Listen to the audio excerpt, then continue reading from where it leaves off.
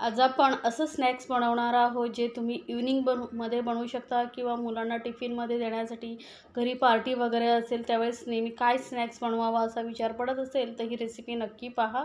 खूपच छान लागते, बनवायलाही सोपी आहे. दिसण्यासाठी जरी तुम्हाला असं वाटत असेल की ही खूप अवघड आहे बनवायला, पण अगदी एकदम सोपी आहे. समोसा कचोरी विसरून जाल एवढी चवीला अप्रतिम लागते. एकदम बाहेरून खुसखुशीत आणि आतून एकदम चविष्ट असं हे स्नॅक्स आहे. तर एकदा नक्की बनवा आणि मला कमेंट्समध्ये जरूर सांगा तुम्ही ही रेसिपी कशी वाटली. सॉसबरोबर एकदम अप्रतिम लागते. तर हे बनवण्यासाठी आपण इथे एका बाउलमध्ये घेतलेला आहे 1 कप मैदा घेतला आहे मी आणि 1 कप आपण गव्हाचं पीठ घेतलेलं आहे. आता इथे तुम्ही मैदा किंवा फक्त गव्हाचं पीठ असं एकही घेऊ शकता, पण मिक्स कॉम्बिनेशन खूप छान लागतं. आता यामध्ये अर्धा चमचा ओवा हातावरती चुरून असं घालायचं आहे, म्हणजे चव खूप छान येते. सोबतच चवीनुसार मीठ घालूया आपण आणि याला मोहन आपण फक्त 2 चमचे छोटं तेल घेतलेलं आहे मी. यामुळे काय होईल, आपले जे स्नॅक्स आहे एकदम खुसखुशीत होईल. तर तेल चांगलं आपण असं पिठाला चोळून घ्यायचं आहे, म्हणजे पिठाच्या प्रत्येक कणाकणामध्ये हे तेल पोचेल. अशी मूठ बांधून बघायची, मूठ घट्ट झाली म्हणजे तेलाच बरोबर आहे. तेल किंवा मग डालडा तूप काहीही वापरू शकता. आता यामध्ये थोडंसं पाणी घालून आपण थोडंसं असं घट्टसर गोळा मळून घ्यायचा आहे. तर अगदी मस्त असं खुसखुशीत आपलं हे स्नॅक्स होतं. तर इथे मी सांगितल्याप्रमाणे तुम्ही फक्त गव्हाचंच किंवा फक्त मैद्याचाही वापर करू शकता, पण दोन्ही वापरल्यामुळे गव्हाचं पीठ वापरल्यामुळे आपलं स्नॅक जे आहे हेल्दीही होतं, म्हणून मी इथे दोन्ही वापरले. आता पीठ मळून झाल्यानंतर अगदी थोडंसं तेल घ्यायचं आहे आणि परत याला मळायचं आहे व्यवस्थित. म्हणजे काय होईल, जेव्हा आपण हे पोळी लाटू तेव्हा चिकटणार नाही, त्यामुळे थोडंसं तेल लावायचं. आता हे पीठ आपण साईडला करून ठेवूया थोडा वेळ. तोपर्यंत आतमधलं स्टफिंग बघूया कसं बनवायचं आहे. तर इथे मी मटार घेतलेले आहेत. मार्केटमध्ये खूप साऱ्या प्रमाणात मटार येतात, तर इथे फ्रेश मटार मी घेतलेले आहेत. आता याला आपण मिक्सरमधून थोडंसं असं जाडसर वाटून घ्यायचं आहे. एकदम बारीक नाही करायचं, थोडंसं दरदरीत असं राहिलं पाहिजे बघा. आणि पाणी अजिबात घालायचं नाही. पाणी न घालता मी वाटून घेतलेलं आहे. आता गॅसकडे वळूया. गॅसवरती मी एक पॅन ठेवलं आहे, त्यामध्ये 2 चमचे तेल घेतलं आहे आणि इथे 2 हिरव्या मिरच्या बारीक एकदम मी कापून घेतलेल्या आहेत. आता तिखट तुम्हाला किती हवं आहे त्यानुसार तुम्ही मिरचीचं प्रमाण कमी जास्त करू शकता. तर 1 कांदा बारीक कापून घेतलेला आहे. कांदा आणि मिरची आता आपण तेलामध्ये मस्त असं फ्राय करून घेऊया. आणि एकदम लालसर वगैरे आपल्याला करायचं नाही. कांद्याचा कच्चेपणा जाऊन थोडंसं असं त्याला वरती कलर चढला म्हणजे आपला कांदा भाजला गेला आहे, जास्त भाजायचं नाही आपल्याला. तर कांदाही आपण एकदम लो फ्लेमवरती भाजून घ्यायचा आहे. आता हा बघा, कांद्याचा थोडासा हलकासा कलर चेंज झाला आहे. यावेळेस आपण यामध्ये 1 चमचा आलं लसूण पेस्ट घालायची आहे. म्हणजे काय होईल, कांद्याबरोबर आलं लसूण पेस्टही परतली जाईल आणि त्याचा कच्चेपणा निघून जाईल. त्यामुळे कांदा अर्धा भाजला गेला की आपण यामध्ये आलं लसूण पेस्ट घालायचे. आता दोन्ही एकसाथ थोडा वेळ आपण अजून परतून घेणार आहोत. तर बघा, थोडा कांद्याचा डार्क कलर आलेला आहे थोडा. तर यावेळेस आपण यामध्ये जे मटार वाटून ठेवले होते ते घालायचे आहे. आता इथे मी मटार कच्चेच घेतलेले आहेत. तुम्ही उकडून थोडे स्मॅश करूनही घालू शकता. कारण याला आता आपल्याला थोडंसं पाणी घालून, साधारण 2 चमचे छोटं पाणी घालते आणि याला आपण वाफवून घेणार आहोत, म्हणजे मटारही थोडा सॉफ्ट होईल. तर जास्त पाणी घालायचं नाही, फक्त 1-2-3 चमचे पाणी घाला आणि मिक्स करून आपण याला शिजवायचं आहे. तर अगदी एकदम लो फ्लेमवरती 2 मिनटं फक्त आपण याला वाफ देऊन घेणार आहोत. तर साधारण 2 मिनटं झालेली आहेत. आपलं मटार थोडं सॉफ्ट झालेलं आहे बघा. मी दाखवलेल्या रेसिपी जर तुम्हाला आवडत असतील तर चॅनलला लाईक्स, कमेंट्स आणि सबस्क्राईब करायला विसरू नका. सोबतच बेल आयकॉनवरती क्लिक करा, म्हणजे माझ्या नवीन रेसिपीची नोटिफिकेशन लगेचच तुमच्यापर्यंत पोहोचेल. आता मटार थोडे शिजल्यानंतर यामध्ये आपण घालणार आहोत अर्धा चमचा हळद, अर्धा चमचा आपण इथे लाल मिरची पावडर घालतो आहे, कारण हिरवी मिरचीही घातली त्यामुळे लाल मिरची पावडर थोडीशी घातली. अर्धा चमचा धने पावडर, अर्धा चमचा, अर्ध्यापेक्षा थोडीशी कमी आपण इथे पाव चमचा एवढे जिरं पावडर आणि चटपटीत फ्लेवरसाठी इथे मी आमचूर पावडर घालते अर्धा चमचा. तुम्ही मग चाट मसालाही घालू शकता. आणि थोडासा गरम मसाला घालायचा आहे, पाव चमचा एवढा. गरम मसाला जास्त नाही घालायचा, हलकासा घालायचा आहे आपल्याला, म्हणजे त्याचा फ्लेवर छान उठून येतो. आणि आता हे मस्त असं सर्व साहित्य आपण मिक्स करून घेणार आहोत, म्हणजे आपले मसालेही छान परतले जातील वाटाण्यांबरोबर. तर आता यामध्ये मी घालते 2 उकडलेले बटाटे किसून घेतलेले आहेत. आणि चवीनुसार यामध्ये आता मीठ घालायचं आहे आपल्याला. आणि हे सर्व साहित्य आपण व्यवस्थित परत मिक्स करून घेऊया. आता इथे तुम्हाला बटाटा नसेल वापरायचा तर मग केळं असतं ना, तेही थोडंसं किसून घातलात तरी चालेल. जेव्हा आपण वाटाणे शिजवतो ना त्यावेळेस केळं किसून घातलात तरी चालेल, किंवा केळं उकडलेलं केळंही घालू शकता थोडंसं वाफवून. तर आता हे सर्व परत व्यवस्थित मिक्स करून घ्यायचं आहे आपल्याला.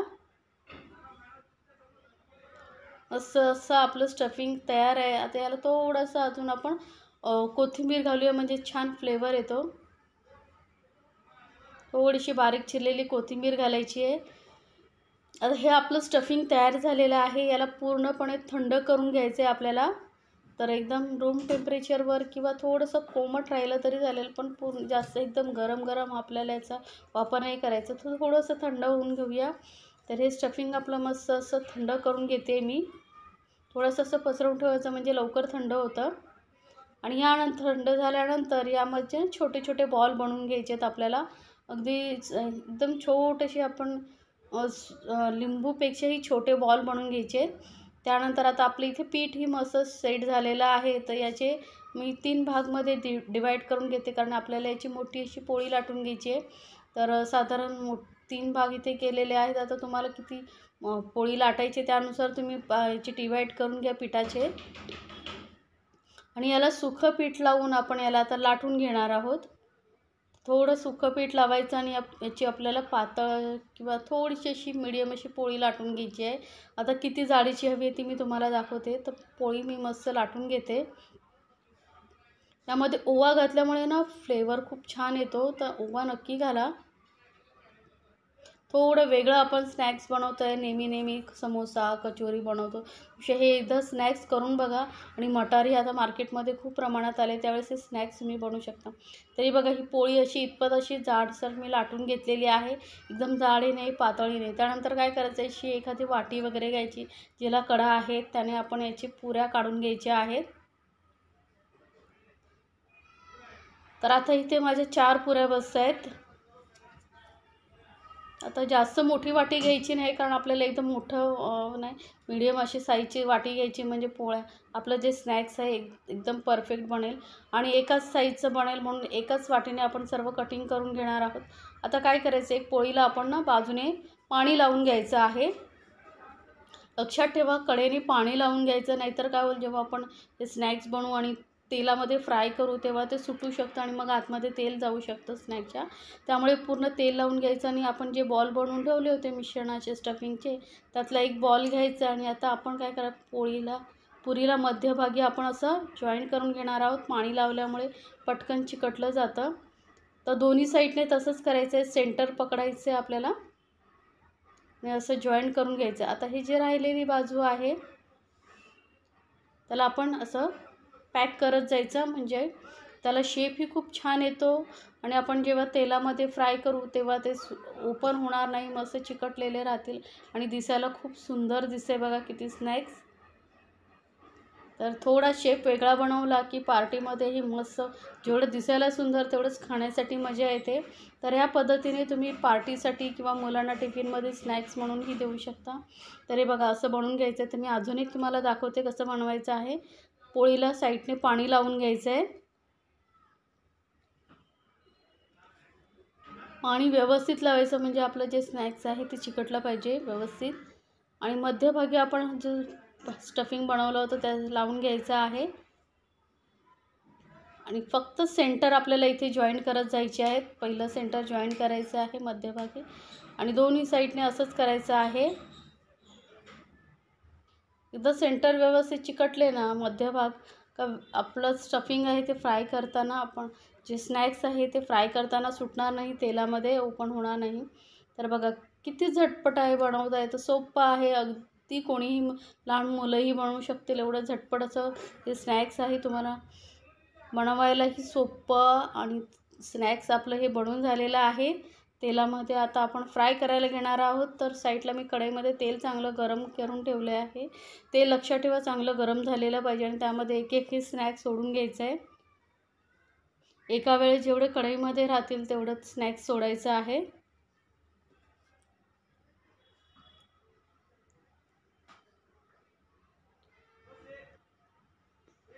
आणि एकदम मीडियम फ्लेमवरती आपण याला फ्राय करून घ्यायचं आहे. लक्षात ठेवा, हाय फ्लेम नका करू, एकदम लो टू मीडियमवरती ठेवा. म्हणजे स्नॅक्स जे आहे आपलं मस्त आतपर्यंत मस्त खुसखुशीत असं फ्राय होईल. त्यामुळे मस्त आलटून पलटून आपण याला फ्राय करून घेणार आहोत. थोडं व्यवस्थित सेट झाले ना, एका साईडने फ्राय झाले का मग दुसऱ्या साईडने फ्राय करायचं. म्हणजे काय होतं, जो आपण शेप दिलेला आहे तो तसाच राहतो.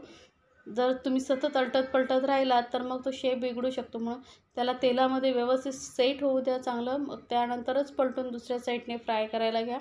तर असं अलटून पलटून दोन्ही साईडने मस्त असं खरपूस होईपर्यंत, खुसखुशीत होईपर्यंत आपण हे फ्राय करून घेणार आहोत.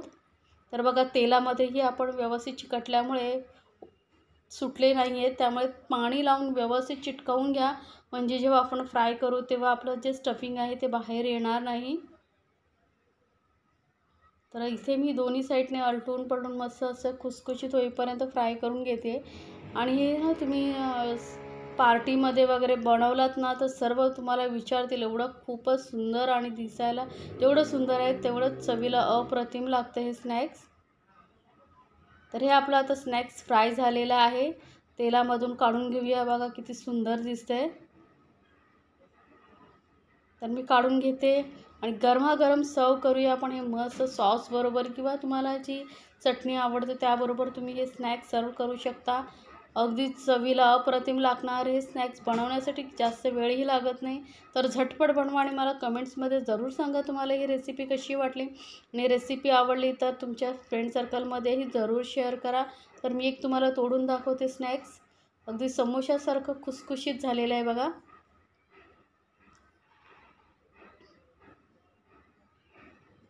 किती छान दिसते, स्टफिंग घातले किती सुंदर दिसते बघा. आणि तेवढीच चविष्ट अशी तयार झालेला आहे आपला स्नॅक्स.